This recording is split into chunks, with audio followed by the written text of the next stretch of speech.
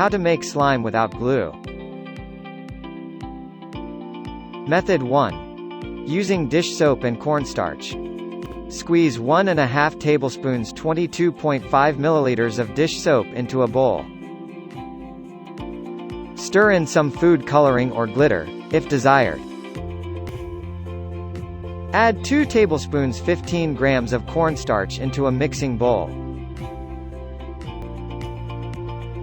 Stir everything together for about 10 seconds. Finish kneading the slime by hand. Play with the slime.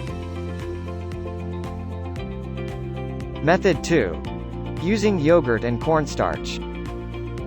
Scoop 1 tablespoon 15 grams of yogurt into a bowl. Add some food coloring, if desired. Add 3 tablespoons 22.5 grams of cornstarch. Stir everything together. Play with the slime. Method 3. Using psyllium husk. Combine 1 tablespoon and 1 cup 240 milliliters of water in a bowl.